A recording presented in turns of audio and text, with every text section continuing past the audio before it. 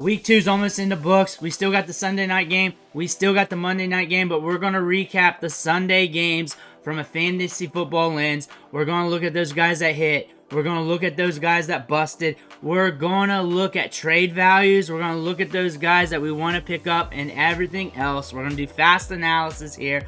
But before we dig in, though, you need to click that subscribe button right now, because tomorrow we're starting with the waiver wire. And then we're going to progressively get deeper into the waiver wire as more advanced analytics roll out and we get more information. So you need to click that button so you know who to pick up. On top of that, we use these videos to help you set your lineups. Click that button.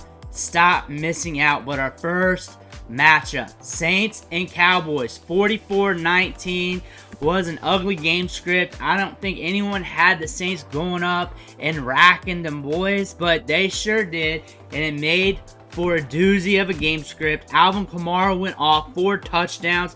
He was the story of the day. Rashid Shaheed had that big grab that made him very fantasy relevant, a touchdown, 96 yards and 4 grabs.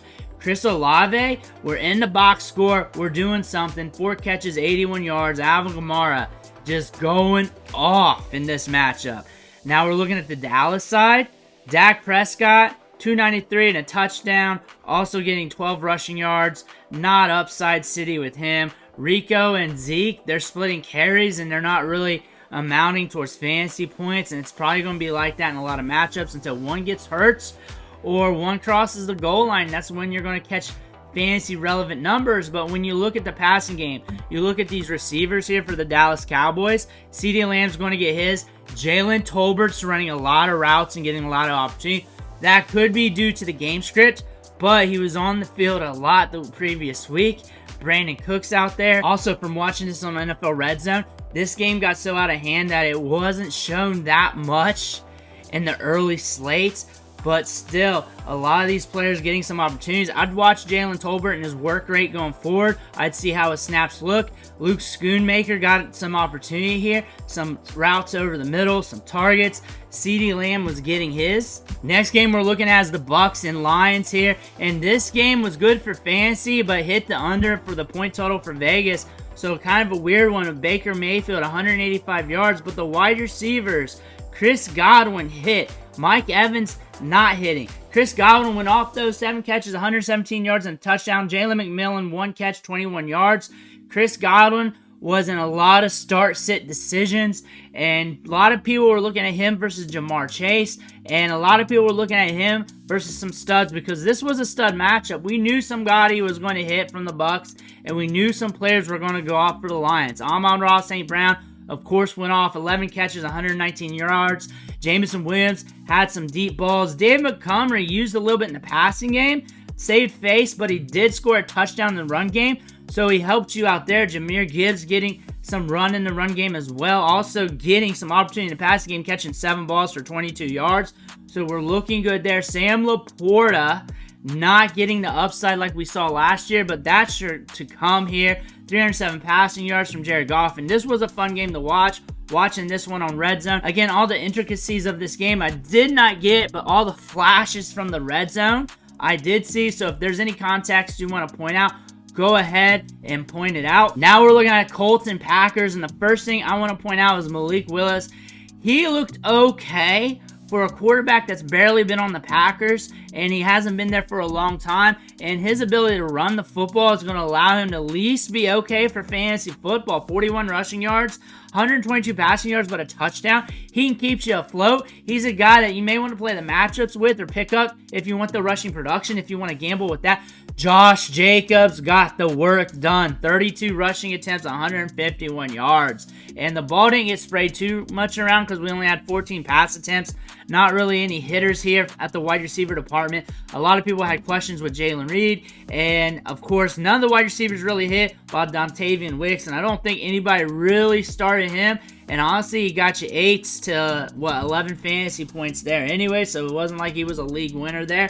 Anthony Richardson, 37 rushing yards, 204 passing yards, 3 interceptions. So not the greatest outing. There were some drops, but he was also off on a lot of throws as well. From what I saw in Red Zone, let me know if there's other intricacies you want to throw out from the game or other nuances. Jonathan Taylor, 103 yards. so getting some work on the ground there. Alec Pierce ran a lot of routes in this matchup. He got a lot of opportunity. He's carving a workload here that a lot of people weren't predicting, including myself. A.D. Mitchell got some workload, but it was scaled back a bit. Still, 1 catch, 30 yards. Pierce, 5 catches, 56 yards, and a touchdown. Jonathan Taylor got a little work in the passing game. Michael Pittman, 3 catches, 21 yards, and he busted this week. Busted for a big-time player, and that's not looking good, but we saw 7 targets on 31 targets overall from the quarterback.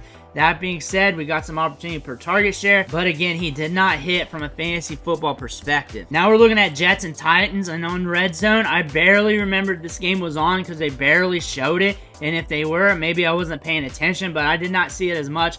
But Braelon Allen, like I said, he's going to have these games where he gets opportunity. He scored 2 touchdowns. He got used a little bit in the passing game, a little bit in the run game. He's just sprinkled in to give Breece Hall breathers. Breece Hall is the show. 62 rushing yards, 7 catches, 52 yards, and a touchdown. Garrett Wilson got a little bit of work, but not enough to really hit towards that upside where you drafted him at with 4 catches, 57 yards. Mike Williams, Alan Lazard, just a little bit of work, but nothing to really know. Calvin really got the targets. He got 6 of them, 4 catches, 77 yards, and a touchdown. Tony Pollard getting work in the passing game and in the run game. 62 rushing yards on top of 40 receiving yards. He's an explosive factor in this offense. Will Levis has not hit 200 yards passing yet this season. Neither has Aaron Rodgers. But 24-17, the Jets win this matchup here. Treylon Burks got a target. DeAndre Hopkins got 2 targets. Tajay Spears got 2 targets as well. What I remember was that you saw some moments of Will Levis running the football. You saw Braelon Allen. You saw Breece Hall getting them touchdowns. But it was very quiet on the red zone because it was a slower paced matchup. Not much action going on. There was a lot of action with the Niners and the Vikings. 23-17 Vikings come out ahead in this one. But Jordan Mason racked up 100 yards, and he's going to be the Puka Nacua. He might be your Puka Nacua of this year. That guy you pick off week 1 waiver wire. Justin Jefferson got banged up, 4 catches, 133 yards, and a touchdown. Had that deep pass that he nailed. Jalen Naylor is getting opportunity. Scored that touchdown, got 4 targets. Debo was rocking again. Brandon Ayuk was getting targets and routes. Those 2 wide receivers, like we all know, is going to get the workload there, and George Kittle. So that's going to be the 3 amigos in the passing game. Jordan Mason, that's what you're going to be looking at for the Niners. Ty Chandler had a long run, and he also showcased some of that speed. Aaron Jones a little quiet on this afternoon. Let me know if there's anything that I missed here since I just saw it on Red Zone. Seattle beat the Patriots 23-20. Antonio Gibson came out to play, 96 yards. Ramondre Stevenson got a lot of work in the touchdown. Jalen Polk scored in this matchup as well. It came early on Sunday, and then Hunter Henry got the work. He got 12 targets. If he's on waivers for whatever reason, you may want to go after him since he's getting workload. We're looking at DK Metcalf. He went off. Jackson Smith-Njigba. A lot of you have been waiting on him. A lot of you wanted to start him. 16 targets in this matchup versus 2 targets to Tyler Lockett. Geno Smith, 327 passing yards on 44 pass attempts, so they were letting it rain through the air. Zach Charbonnet got locked up, but he got that touchdown, so hopefully that was enough to help you for your fantasy team if you started him. Jacoby Brissett, 149 yards. This team likes to run the football. We saw this 2 weeks in a row. We're looking at Giants and Commanders. We knew this was going to be a weird game. Danny Dimes tosses for 178. Jaden Daniels, 226. Devin Singletary, a touchdown and 95 yards, so he hit decently in fantasy. I was guessing he'd score around the 10 to 12 range, so I'm a little bit off on that. But Malik Neighbors is an elite player. He's an elite player, and if you got him second, third round in your fantasy drafts, you pretty much got a Justin Jefferson there on the cheap. 18 targets in this matchup. They need to keep doing that with him. They need to keep funneling him the football because he is the bright spot there. And then you're looking at Jaden Daniels, 44 yards on the ground. Brian Robinson just pounding it. Going to Pound Town there. 38 rushing yards for Austin Eckler, but his work's in the passing game. Seeing 3 targets, catching all of those for 47 yards. Noah Brown starting to get some work. That's something to note there. Terry McLaurin, 6 catches, 22 yards. He's been a little sketchy. You're a little bit worried about him. I'm worried about him as well. Zach Ertz is getting work. I've been saying that. Zach Ertz is going to get work. Zach Ertz and Austin Eckler were the guys I was wondering about once Jahan Dotson got traded. And you know what? They're starting to get the workload. I'm starting to get worried about Terry McLaurin, but we got some more games under our belt. Maybe there'll be some opportunities where he brings in some deep balls. Chargers and the Panthers got routed again, and Bryce Young couldn't hit 100 yards passing, threw one interception. When you look at the running backs here for Carolina, it's just ugly. 10 carries, 7 carries between Miles Sanders and Chuba Hubbard. You don't want any part of this backfield. You're just hoping one just lands in the end zone. He did rush for 6.4 yards per carry, Hubbard is, but it's still, you're not trusting it. You don't want it. He caught 4 balls, 12 yards. So 4, 6, you got a 10 spot, not enough to really win your league, and you're not going to trust it because Miles Sanders is getting mixed in here. Adam Thielen, 2 catches. Deontay Johnson, 3 catches on 6 targets. So he is getting the targets. He is getting the target share, but it's really not mounting too much because Bryce Young and the team's not getting it done. Justin Herbert, 130 yards. So they could not get it done in the air in this game. J.K. Dobbins was the big show here. He was the guy highlighted. That's the guy you heard about. 131 yards and a touchdown. And then Quentin Johnston blew up the internet. A lot of people took him for dead. Josh Palmer came into this game injured. He was playing through it. He was questionable. He played through it. A lot of people was wondering if they could start McConkey. Quentin Johnston was on the sneaky sleeper list on Friday when I pumped out that video because he was going to play on the boundary. Palmer was hurt, and a lot of people were underlooking him. 6 targets, 5 catches, 51 yards, 2 touchdowns, his talk of the town, and a guy everybody's going to be looking to pick up off waivers.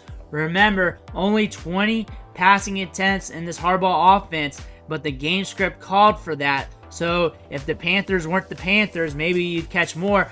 Bryce Young's got to start doing better or he's going to get benched. Browns and Jaguars. We knew this was going to be a nasty game going into the week. 18-13, Browns win. Deshaun Watson, 186 yards here. 5.5 yards per attempt average. 7.3 for Trevor Lawrence, but he did pass for 220 yards. Still an ugly game. Travis Etienne got you the touchdown, so you got some fantasy production there. And we got 94 yards on Brian Thomas Jr., 4 targets. That is the bright spot here. Gabe Davis didn't really splash for you. You were hoping for that. Christian Kirk, 2 duds really in a row. Jerry Jeudy for the Browns has been getting volume. Elijah Moore has been a solid, not a solid, but a money ball play to watch because another game where he's getting a lot of targets and a lot of workload. Amari Cooper, another game with a lot of workload, but no targets going his way. Maybe more Cooper cheap buys due to the workload here of 8 targets and 8 targets. And last week, they got a lot of targets and workload. But you have to trust Deshaun Watson, but you can always trust cheap targets when they're free. We're also looking at Jerome Ford. A lot of people started him. 7 carries, 64 yards. A little bit of work in the passing game. Nothing to really hold a candle to, though. Deonta Foreman got some opportunity early on. He was getting some carries. But all in all, this was an ugly game like we said it would be. The Raiders-Ravens game was a fun matchup to watch, but we saw glimmers of it on the red zone here. Zay Flowers got some work, 11 targets, 7 catches for 91 yards. A player to look at down the line. Rashad Bateman just getting this mysterious workload that's not adding up to fantasy production, but something you want to look at for DFS plays. Mark Andrews is back. Like we said, that matchup against the Chiefs last week was weird. Isaiah Likely is not a guy that's just going to come out of nowhere and be a Puka Nacua. This is just going to be a matchup play for these tight ends going forward. Devontae Adams just came out and played ball. 12 targets, 9 catches, 110 yards. He does what he does well. Brock Bowers is going to be a thing early. Back-to-back games, being productive, getting used. That's eating into Jacoby Myers, who knows this in back-to-back games, but he's still getting some workload, but not enough for you to really want him in fantasy right now, especially traditional redraft leagues. Gardner Minshew, Lamar Jackson. Lamar Jackson got you 45 rushing yards, at least on top of that 247 and that touchdown interception. Gardner Minshew, though, 276, touchdown and interception. Okay day, not the greatest, though. Zamir White is the story here because we're getting workload, but we can't get fantasy production. We may need softer matchups, though. The Ravens are locked down. I would give him a couple more games, but things are starting to get a little bit dicey here in his running back depth chart for the Raiders. Rams, Cardinals, and the Cardinals routed the Rams. Cooper Kupp got hurt. Marvin Harrison Jr. went off, 4 catches, 130 yards, ran for over 20 miles per hour on that 60-yard touchdown bomb. Trey McBride getting work. Michael Wilson getting work on the boundary like we said he would, but not enough workload to really make him fantasy relevant.